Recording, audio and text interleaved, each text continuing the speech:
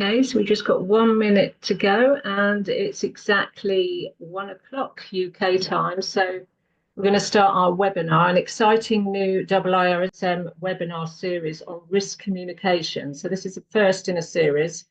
So we're going to have a great conversation about the communication of risk. So we don't know who's out there. We just want to say happy Monday. I'm very excited. It's Karen Hewitt here, chair of the Ambassador Network of the IIRSM. Got two very exciting guests with us, Marie and Helen, who I'm going to introduce in a minute. So let's see who we've got out there. So you've taken the time to be here on a Monday, getting your week off to a fantastic start. I think you might be all over the world. So just let us know if you're out there. Let us know you're there on the chat. Where in the world are you? Because maybe it's good afternoon, maybe it's happy lunchtime, maybe it's good evening. Oh, fantastic. We've got good afternoon from Joanne from the Lake District. Fantastic, lovely place to be. We've got Mike in London having fun. That's what we need on a Monday, don't we? Graham is, I thought it said cycling for a minute. My eyes failed me. Dialing in from Liverpool. Really glad you're not cycling at the same time. Sunny High Wycombe, not so far from me. Great. So keep it going on the chat. It's great to see we've got actual real people out there. That's really exciting. So I'm just going to start off. I can see Phil as well and Bill with a question. So we're talking all about risk communication with a focus on safety today. How would you define communication? So just put that down on the chat. And I'm just going to ask, so I'm going to introduce our panelists, and then I'm going to ask them that first question. How would you define communication? So we started off this series on risk communication because communication is absolutely vital to the management of stakeholders, which we know is just as important as the technical side of safety, because it's the stakeholders that are going to make safety happen. So I'm going to introduce you today to two wonderful people who have years of experience in communicating safety. I'm going to start with Marie because Marie is on the top of my screen. So Marie is the UK Safety Director at QinetiQ. Hopefully I've said that correctly. A British defence technology and security company. And I know that Marie started out her career in quality. So she's got some great quality principles that she's brought to the world of safety. And she's got a lot of experience in high hazard industries, so defence, aviation, marine operations, and I believe also wind power. So we've got loads of experience there. And I also want to introduce you to Helen Davitt, who is UK Health and Safety, not UK, sorry, EMEA, just checking you're with us, EMEA, Health and Safety Operations Director at Digital Realty, which I also hope I pronounced properly. And Digital Realty are the largest global provider of data centers, co-location and connection services. And Helen also has a breadth of experience across a lot of industries. She previously worked with Barclays and Vodafone, so you might think financial services and retail. Actually, I discovered when I was stalking her on LinkedIn that she's also worked across war zones. So a lot of really interesting experience here. So I'm going to ask Marie, how would you define communication? So thanks, Karen, and welcome to everybody. Nice to see a range of people here from Dubai and India as well. So excellent. So for me, the whole point about communication is making sure that we can clarify expectations, that we've got some learning and feedback, and it helps us with trust and transparency as well. Making sure that there's no ambiguity, it's two-way. And we can have that engagement with people. Brilliant, thanks, Marie. And I see that Joanne said participation, so that sort of ties in with that two-way engagement as well that you mentioned, Marie. So I'm going to ask Helen now. How would you define communication? Well, good afternoon and happy Monday. It's a real pleasure to be here. And Karen, thank you so much for the overview. So yes, I've spent most of my career working in safety, and if there's one thing that I've learned is that communication is the absolute heart of it. You can have the best systems, procedures, controls, but unless people understand them, believe in them, and able to talk about them, then they're neither use nor ornament. So communication for me, it's so important. It's built on conversation, trust, and understanding. Brilliant. Okay, thanks, Helen. So I understand there might be a problem with my sound, so let me know. Can you hear me okay? Maybe let me know in the chat. We can hear you better, Karen, when you're more forward. So Okay. Yeah, I have not worked on Zoom for a while, so hopefully I'm going to lean in. Is that better? Yeah, that's Good. better. Brilliant. So I just thought I'd throw that question out there because we do have the traditional sort of sender-receiver model of communication, but I think we look at things slightly different when we're looking at communicating risk. And I found a great definition of risk by Hilson. And Hilson wrote that risk is uncertainty that matters, which I think is really interesting because we're communicating on something that really matters. So our communication skills need to be different and they need to be top notch. So that leads me to my first real question. We're going to go sort of round a bit of a journey today with this conversation. We're going to go for about 40 minutes. You can put questions on the chat and you can also put questions in the Q&A. If we can bring the questions in as we go. Yeah, I'm hoping my sound is okay, but just let me know on the sound. I'm not sure if I can change my settings. Yeah, so we're going to start looking at what good looks like. And then we're going to look at challenges of communicating safety. And then what has experience taught us? And then what does the future hold? So for about 40 minutes, leaving 10 minutes for questions at the end. But that's just a rough guide anyway. So please put your questions on the chat as we go or on the Q&A, and we'll look at the Q&A at the end. Okay. So I'm going to go with the first question. So what does good look like as far as communicating safety goes? So I'm going to start with Helen. What does good look like for you, communicating safety? that's such a great question as well. So we talk about, I mean, I always say that safety is the heartbeat of any organization. And I also think like communication is so, so important. So for me, I think there's so many different facets to this question. So I think, Marie, you mentioned it about communication has to be a two-way street. It has to be listening. It has to be responding. So it's not just telling. It's got to be an engaging two-way process. So I think encouraging and using I think it's key to knowing your audience, right? So I always remember that when I used to work in newspapers, there was two real critical pieces of information people used to talk to me about communicating is know your audience, first and foremost. You can buy a copy of a newspaper, and you could also get a copy of a more simpler newspaper, but the stories would be exactly the same in both types of newspaper. But what would differ would be the language and the words used. And I think that's so, so important that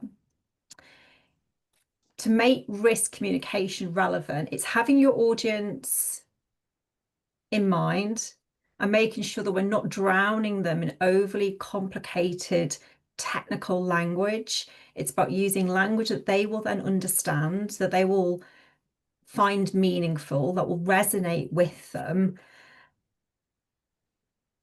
Keeping it simple, not trying to overcomplicate, and checking understanding and what they heard and what they took from those messages. That would be my sort of takeaway on that question. Yeah, I think, just to build on that, it's not just about delivering that information, is it? It's about making sure that people truly understand what it is that we're saying, that they believe it, and that they can then act upon it. I think that's the key thing sort of going forward. And I think, you know, for me, making sure it's clear, making sure it's accurate and it's timely. So when we do give that information, it prevents any misunderstanding, and it reduces that fear that people might have. You know, when we talk about risk, as you said, Karen, it's a likelihood of something happening. So, you know, we don't want to put the fear of God into people, but we need them to be aware that it's a potential risk, and that actually we may need them to act upon something. And that's where we need them to buy in and believe what it is that we're saying. Brilliant, thanks, Marie. So I guess taking from that, we need to make our communication relevant to our audience. So we've probably got a diverse array of stakeholders, from customers to regulators to frontline workers, contractors, senior leaders. I guess it depends what industry we work in. So how do we get through in their language? How do we get them to digest it, make it clear the action we want, and get them to actually take action? So that's what I've summarized from there. I'm just having a look. If you've got any other thoughts, any additions, feel free to join in on the chat. And I'm going to go to the next question, because if we know what good looks like, I guess, how do we know we've got that? I know, Marie, you said people have taken action. Helen, you said about being relevant to the audience. So I guess, you know, if it resonates, people are going to listen and they're going to be nodding. So I don't know if you've got any examples of maybe when you know that you've really got through and people have taken action. Are there some examples, or maybe what would you expect to see? I think so. For me, an example would be, you know, if we've had an incident and we're doing a debrief afterwards, and there are messages that you want to give senior leadership, there are messages that you want to give staff on the front line, and you know, ultimately you want to see a behavior change, don't you? You need to see something has changed. It's there's some engagement, there's some feedback in that, and I think that it works well when it's done in person. So you can actually have that in-person engagement with people. And, you know, I've had a situation recently where we were talking about an incident that happened, and said, okay, so what have we learned from it? What did we take away from that? What's actually changed? And we then had sort of a 15-20 minute discussion after that about, well, I don't know, actually, what did we get out of that? And it drew out different things from different people. Some people saw no change whatsoever. Some people said, well, no, hold on a minute, I saw this in my area, and that was all because of this incident. So, you know, by having that conversation, people have different perspectives, they take away different things, but you can collectively come together and understand, you know, how it's landed and what they've personally taken away from it. Brilliant. Thanks, Marie. Helen, looking very I pensive. think it's because I just think, just building on what Marie said there, I think sometimes people also, there's so much noise in the system, right? Different types of communications from lots of other different teams, and everyone's message is important, that sometimes if we don't keep the message simple and relevant and consistent, it's very easy then to drown or lose the effectiveness amongst all the other pieces of communication. So I do think with safety, especially when we're talking about risk and obviously the potential impact for these lessons learned or incidents, it's keeping it simple, keeping it consistent, common language, and also repeating that message. I mean, it's like what most of the greatest brand and advertising teams in the world do, right? And I think that's, again, to Marie's point, is keeping it relevant to the teams about what's really important. Yeah, and I think you're right, Helen, when you said about, you know, I think there comes a point when people sometimes tune out safety. You know, they see so much about it that they think, oh, it's not relevant to me, and I don't need to read that. It's whereas, you know, we've really got to make it personal for people, so it hits their touch point, and it can be the same incident or same lessons learned, but the message, you know, may be delivered or slightly different for a senior leadership team as it might be to the team actually doing the work on the ground. And I think, you know, what really challenges us is the mixed messages. If our messages don't match what people see day to day, the actual, the actual reality of work, then it's not going to land, and people will feel that the message is disingenuous or not based on fact either. Yeah. And Graham's put a great comment in the chat about dialing it back to basics and explaining the why is powerful. I think we're very good at saying the what and the when and the how, but do we actually say the why so that people can actually understand and believe that it's important to them. Yeah. Good. Okay. So yeah, I'm really glad you picked up on that in the chat, Marie, and hopefully you can hear me all right. I'm sort of leaning forward and hoping I'm not scaring everybody too much with my close up, but hopefully the sound is okay. So you've already, I guess, alluded to some of the challenges with communicating safety, the noise in the system, the mixed messages. So let's go to that topic, because we know how important it is to communicate on safety, because otherwise people could get hurt. But also it's about communicating and managing the stakeholders, because if they're the people that are going to implement safety, so if they're not on board, that's creating a risk in itself if our communication isn't working. So what would you say are the challenges? Whoever wants to start. I think one of the big challenges is that people all perceive risk differently based on their own experiences, the industries that they work.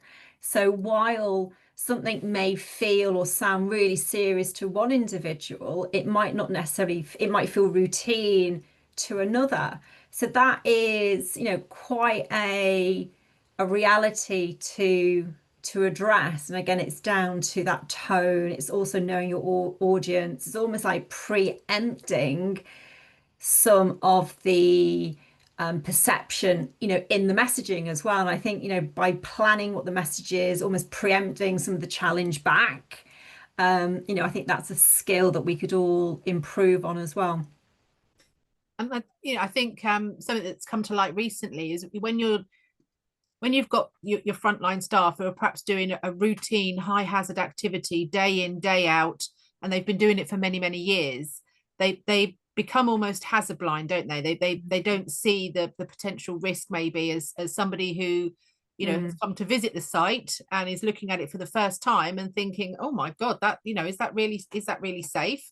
And for me, it's connecting those two worlds together, and for people to understand where someone's risk perception is coming from, but also giving them a bit of education around why it's safe to do it this way, or what they've been thought of.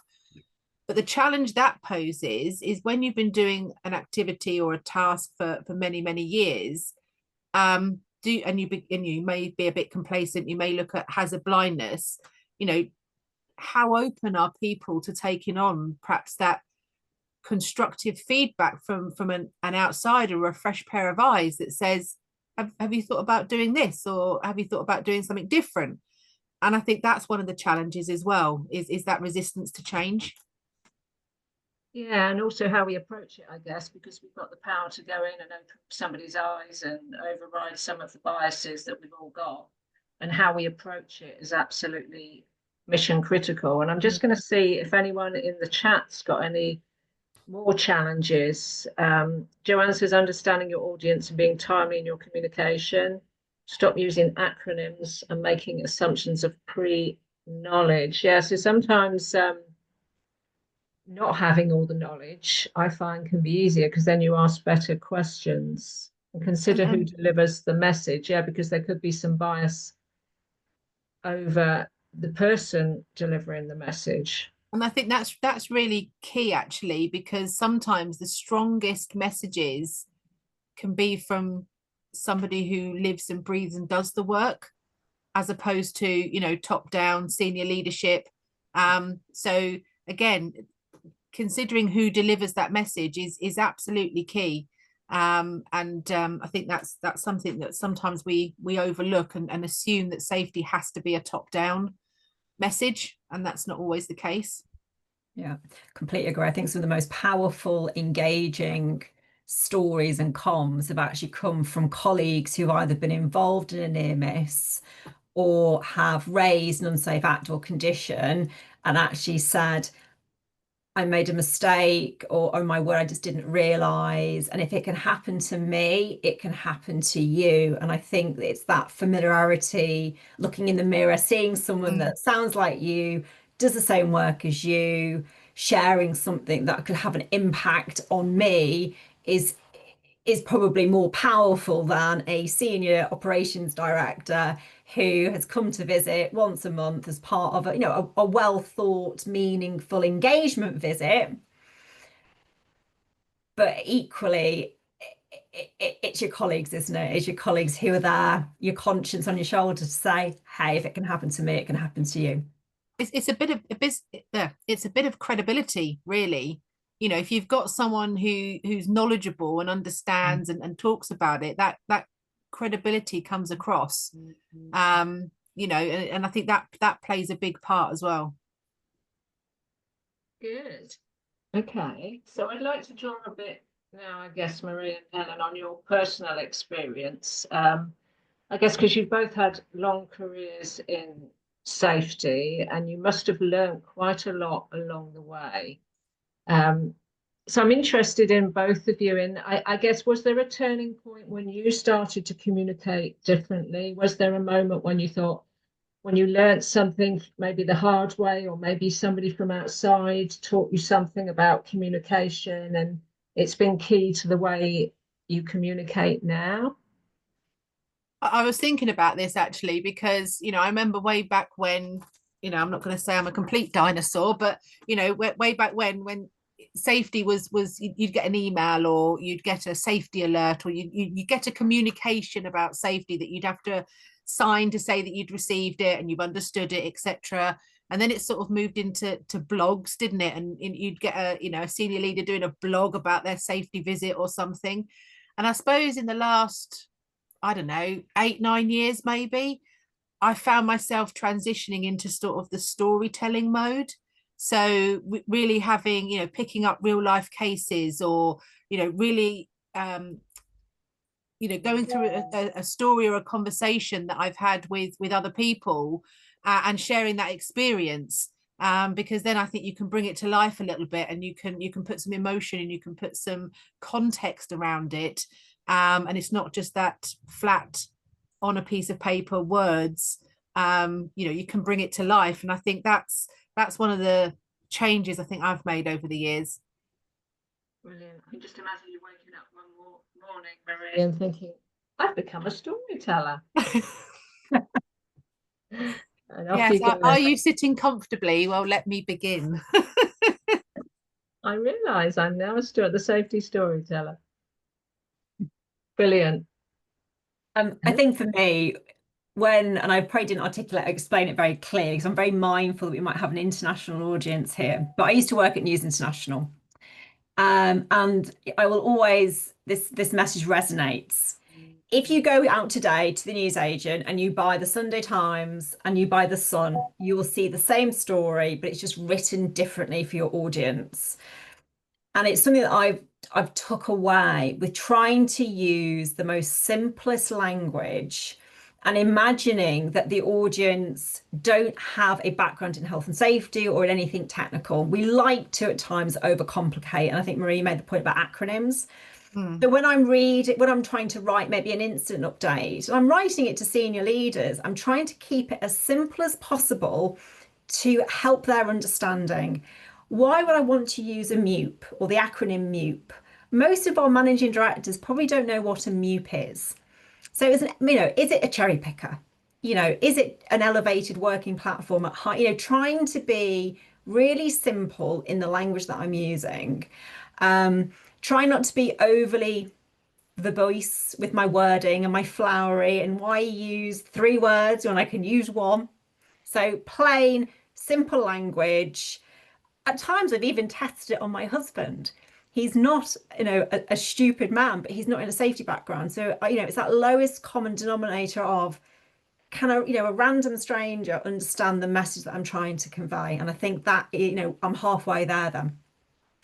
And one thing I've certainly learnt, and I find myself doing this more and more now, is my communication will always have a question in it or a question at the end, just so I can get a playback of what they've heard, and just make sure that that understanding is there, but also to just generate that conversation. Brilliant. It's making me smile a lot, this conversation. And I can see that Joanne's put in the chat as well, the best advice she was given, and she had 2 ears and 1 mouth for a reason. So yeah, I guess that taps into what you were saying, Marie, about, you know, you say a bit of communication and you ask a question at the end. And I quite often just ask, what do you think, which is wide open. Then you usually do get what people think. And tapping into what Helen was saying there about, I guess I would call that the friends and family test. If they say mute, what's that? Then you need to choose another word. And I remember, so years ago, I trained as an interpreter, and in my interpreter training, I was told when you're delivering your interpretation. So even though you've got it coming in another language and it's coming out of your mouth in your language, you've got to communicate in a way that you've got one person in front of you that really needs to understand this. So it's not about it being perfect, but it gets you focusing on your audience, I guess. Would this person that I want to take this message really understand what I'm trying to say?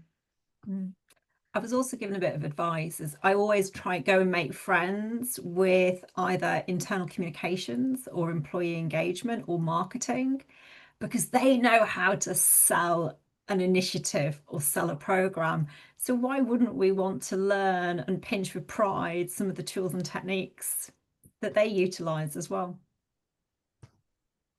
Absolutely, absolutely. And that, I guess that was my second part of the question of what have you taken from outside, really, because there's some things we learn from hard experience and making mistakes, and some things come from outside. So anything from you, Marie, that's come from outside that you would recommend? So I think in terms of if you look at some of the other areas that we look at, and you mentioned it, marketing and communications and things, you know, using technology, perhaps having these micro messages. So, you know, a 30-second, you know, message that's short, sharp and sweet, that gets the message across. And, you know, I've been thinking lately about these 30-second sort of safety clip videos as opposed to sort of longer emails, and, you know, thinking about just how much information people can take in.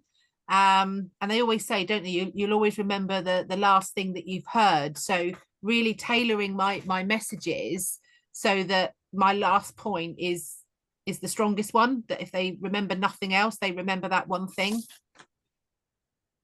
Brilliant. Thanks, Marie. And I'm just looking at what Belle says as well. Routine becomes one of the biggest risks we don't know what to pick up on.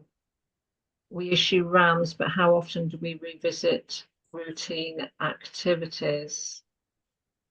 But it's also not communication either, is it? And I think we're all equally, you know, we fire off an email or we fire off an instruction, but that's telling, that's not communication to check understanding or engagement.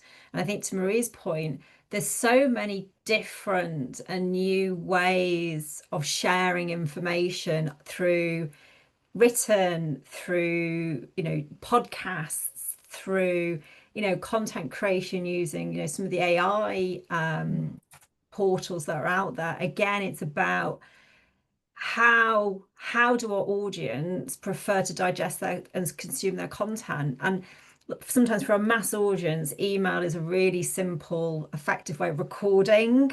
That it's that paper safe, isn't it? I can prove I've done it.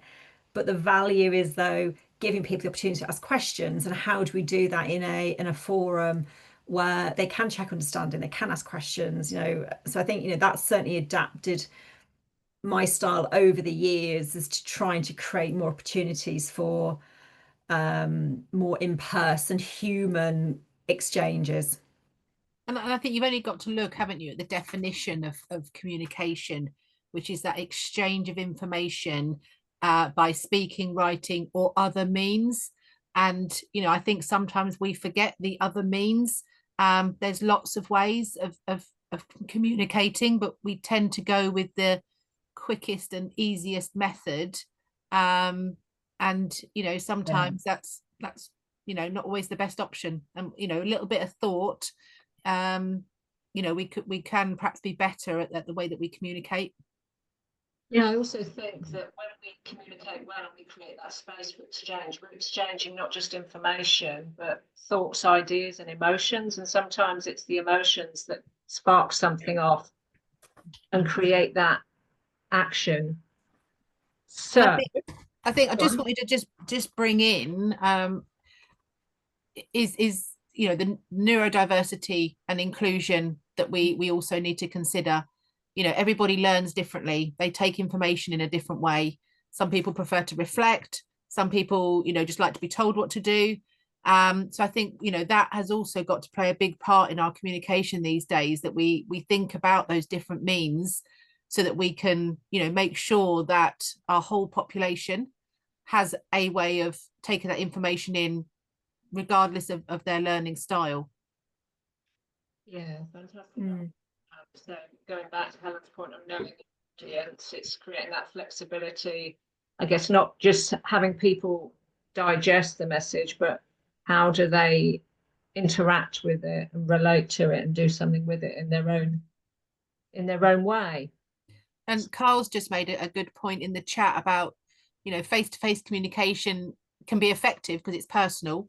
But do we think that the progression of AI, the content of emails and documents are removing that human personal element? Well, that's a really good segue, thank you, Carl, into the final question, which is really, what does the future hold? Because I don't have a crystal ball with me here, but we know that things are changing. Even when I switched on the TV this morning, I could see all sorts of things happening with AI. So I guess if we were to fast forward 10 years from now, we're 29th of September 2025, we look to 2035 and what the world might look like. What will it look like? Yes, I'm sorry, I've got a little bit scary there, but we'll embrace the opportunity. What will it look like, and how are we going to have to communicate differently? Because as Carl points out, you know, do we need to communicate differently with everything we've already said, or is it more of the same? Do we need to focus on things? Carl's suggesting that we, you know, some of the AI developments is removing the personal element, whereas we just talked about that's the very element that creates the exchange and the engagement. And Trevor's mentioned on neurodiversity and language is key, translation to suit a multicultural workforce. Yeah, and we're definitely not getting any less multicultural, are we? So we've got AI, we've got probably a more globalized world, we've got geopolitics, we've got the focus on the environment, we've got so much up and coming. So I guess I'm interested, Marie and Helen, in your vision of the future. If you had a crystal ball, what's it going to mean for communication of safety? Well, I think we've started to see a bit of a transition in the last couple of years, really, where safety's become more integrated with the broader ESG, so environment, social governance framework and well-being. And we've seen that shift from, you know, safety being avoiding harm to actually having a thriving workplace where, you know, we care for each other, we look out for each other, we respect each other. And, you know, safety is not going to live in isolation. It's going to be part of that bigger picture. So I do see a future for AI, because I think it can help us, you know, formulate some of those messages based on role, experience, risk exposure, etc., etc. And especially with sort of VR and things like that, we can really do the immersive storytelling and really bring it to life a lot more than we've probably been able to do. But I think it's going to have to be a mix. It's, you know, we still need that personal, you know, element to what we do. I think AI can just help us with the content side of things. I agree. I mean, I think technology AI is going to help. I think it will certainly accelerate maybe some of the content creation that we may have spent hours formulating into slides or documents. So I certainly see that helping accelerate that, how it gets issued into maybe more, and how we consume content into more like that bite size streaming services that we all prefer, you know, in smaller bite-sized chunks, and turning a slide deck into a podcast really simply, you know, I think that's going to save so much time. But my sense and my personal opinion is people will still want that authentic human communication and contact. And I think if we get that right, you know, I think you know, we can only improve and get even better, right? But it's got to be encouraging that two-way engagement. You know, people want to be engaged, that we want to design programs with, you know, not things are done to. And I think as well, even as like safety professionals and risk professionals, you know, many years ago, we knew what the organization needed. We knew what was best. And I think that whole model has been just tipped upside down. It's so much more about collaboration, learning from the teams on the ground. And actually, they are the solution and they are the ones to know what they need. And I love that pivot. And I'm really excited to see how that continues and how we all have to flex our styles as well. And I think that's just triggered something for me, because probably up until a couple of years ago, I always used to start a meeting with a safety moment. You do those things, don't you, where you present something and you give a thought about, consider this. I suppose in the last couple of years, I've moved over to starting with a safety conversation. So, a series of questions that just engages people right at the beginning of a meeting, and asks what their thoughts are. If I could help you with one thing today, what would it be? How could I help you? And just getting that. So rather than just imparting that information, here's a safety moment, remember this and off you go, to actually, let's have a conversation and let's talk about these things and let me hear from you. It's a nice way to start a meeting, is just to have that initial conversation, that discussion, that engagement. My favorite question is that if it's not like, what have you learned? What's delighted you recently? Even that is such a different way of starting the conversation, as opposed to, what did you find out that didn't go to plan? How are we going to learn from it? There's so much delightful things that we don't necessarily capture or celebrate, that we should safety. There was my safety coach way back when, introduced me to appreciative inquiry, which I love, because it's not looking at, let's brainstorm what went wrong and what do we need to improve, but it's looking at it as what went right, what's the positives, what do we need to continue doing, how could we improve? And it just puts a completely different mindset on the thinking and the possibilities that come out of that conversation. Yeah, great. Fantastic stuff. This is delighting me already. If somebody asks me later, I have the answer. So I'm just going to go straight in, because we've been talking for 38 minutes and we've got two great questions on the chat. So I'm going to bring in two questions for you, Marie and Helen, and then we will look at summarizing and doing takeaway. So the first question from Trevor: where does coaching come in to support communication to prevent resistance? What do you think? It's an interesting question. I think so. For me, over my time in my career, I've had some great safety people, some brilliant safety people, technically, but when it comes to their people skills, they weren't very good at that communication part. And I think that's where the coaching can come in.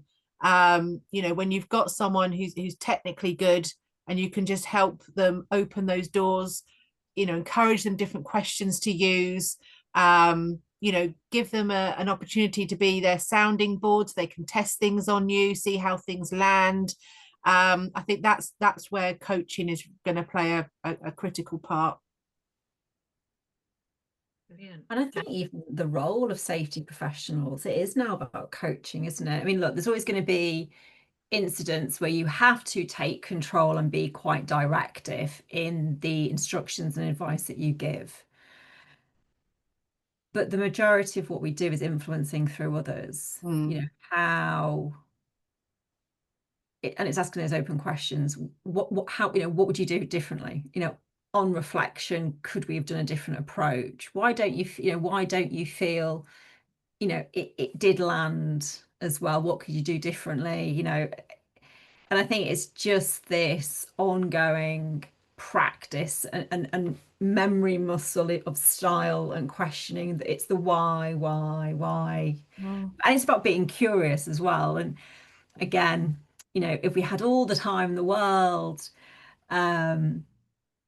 wouldn't we all just want to be curious in our conversations, but that's not the reality. But I think it is where we're all trying to move into, and not try and problem solve for people, which is what coaching is, isn't it? It's helping guide them to the solution that they feel is the right for them or their organization. Yes, and talking to guiding people for what's right for them. Joanne has put another great question on the Q&A. With the way younger generations learn, and I can't confess to be an expert on this because I've been promoted out of the younger generation, have the presenters had to change the style of their communications methods to reach younger generations? What do you think?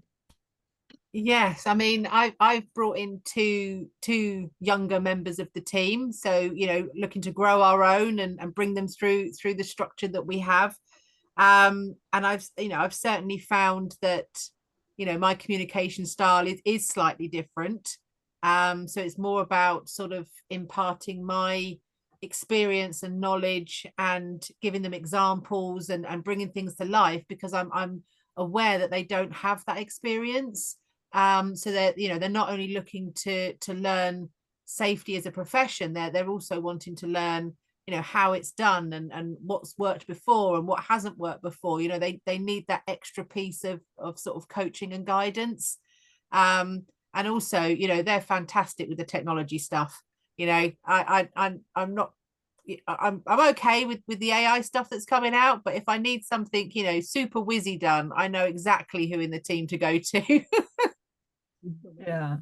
And do you know what? It's interesting. I mean, it's a great question, Joanne, because I'm a little bit torn. I mean, and let me explain why. Because we talk about, having to tailor your comms for your audience, but the younger generation are still only a representation of the wider workforce. I think we have to be really mindful that we don't then exclude other parts of the population. So I think it's a really fine balance of delivery mechanism, method of engagement. So be it, email or visual or, audio through a podcast, on a website, on a WhatsApp.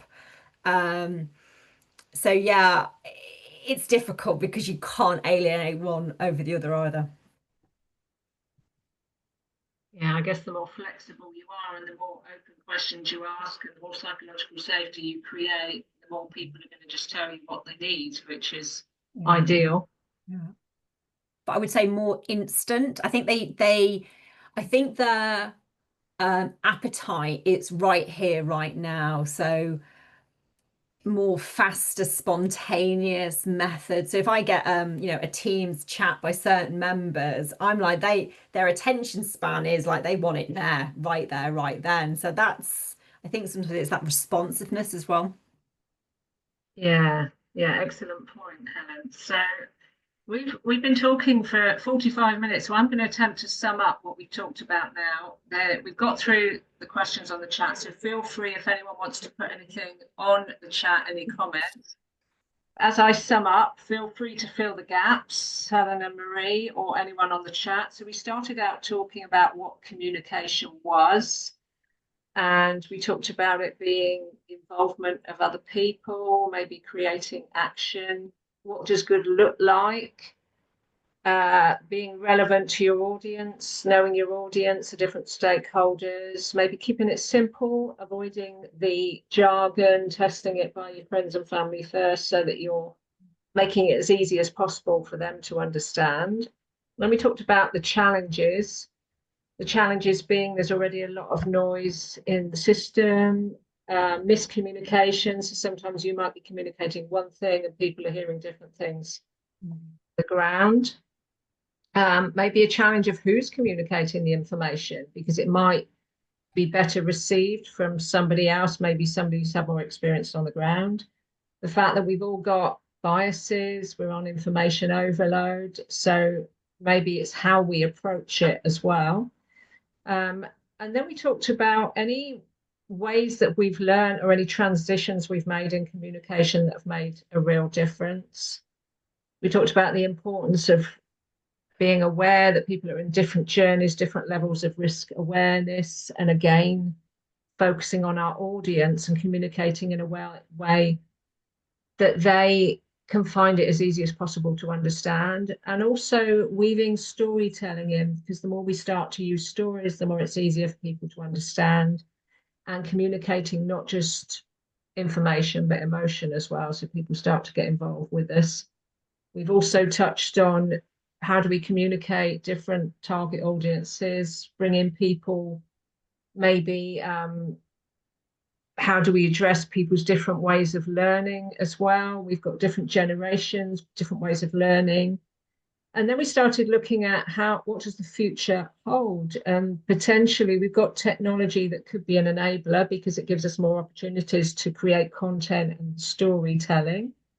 And also I guess maybe the link to ESG, because health and safety is getting more involved in, more integrated into ESG, and organizations are becoming more socially responsible. Maybe we've got an opportunity then to renew the social part of safety, the social connection, because it's part of ESG. If we're looking after our people and our communities, and what they need is connection. And then also what Helen threw in about effectively, we used to sort of work in a top-down way in risk and know what we were doing, and now the organization has been sort of turned on its head and we're looking for what do people need, how do we give them what they really need. And then we finished with 2 questions, one on younger generations and also on coaching and how we can use that. So I'm just going to finish now to ask Marie and Helen for their key takeaways. So after all of that, which has been a delight. So, Helen, what's your one thing you're taking away from today? Know your audience. Keep it simple. Don't forget the why. Brilliant. So I think mine is about connection. How can we be faster, smarter, yet still human-centric, and make sure that those safety messages are clear, trusted, and actionable. Brilliant. And I'm just going to add, I think, what I've learned today, that I think that if we're really clear on what good looks like for communication and what people need to understand and act, then we can maybe take what the future is going to bring us in terms of technology, more social responsibility, and use it to be better communicators. So we'll go with the wave rather than against it.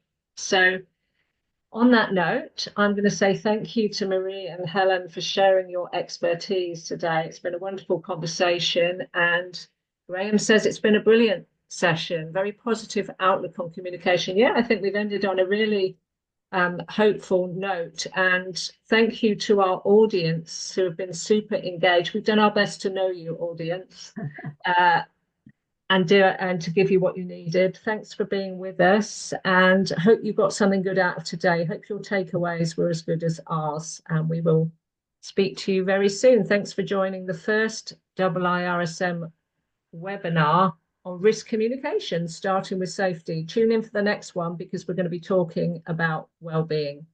Have a wonderful week. Happy Monday. Thanks, everyone. Bye. Thank you. Bye.